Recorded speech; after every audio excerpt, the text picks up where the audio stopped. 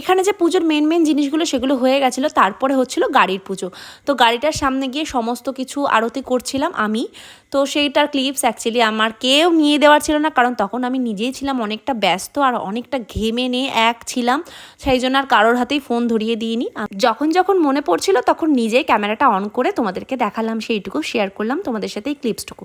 তো যাই হোক, এখানে দেখো রেসিপিটা পুরো সাজানো কমপ্লিট হয়ে গেছে, পুরো ফুলের মালা দিয়ে, অরিজিনাল ফুলের মালা দিয়ে সমস্ত সাজিয়ে দিয়েছে। এখানে লেবু লঙ্কা দিয়ে যতটা যা করার সমস্ত কিছুই কিন্তু আমি আর দীপঙ্কর মিলে করেছে। আর এখানে দীপঙ্কর নারকোল ফাটিয়ে নিল। গাড়ির যে এত রকম নিয়মে পুজো হয়, সত্যি আমি এই পুজোটা না দেখলে জানতেই পারতাম না। আর সত্যি বলতে পুজোর জোগাড় জানতি করতে আমার কিন্তু বেশ ভালো লাগে, তবে এই পুজোটাই আমি বেশ মজা পেয়েছি। কাজটা শেষ করার পর আমার অবস্থা কিছুটা এরকম হয়ে গেছিল। সবশেষে একটাই কথা বলবো, তোমরা অনেক প্রে করো অ্যান্ড আশীর্বাদ করো যাতে দীপঙ্কর রেন্টাল বিজনেসটা খুব ভালোভাবে এগিয়ে নিয়ে যেতে পারে। অ্যান্ড এই হচ্ছে আমাদের পুজোর ভোগ। লাস্টে আমিও একটু হাতে হাতে হেল্প করে নিয়ে নিজেও খেতে বসে গেছিলাম। চলো।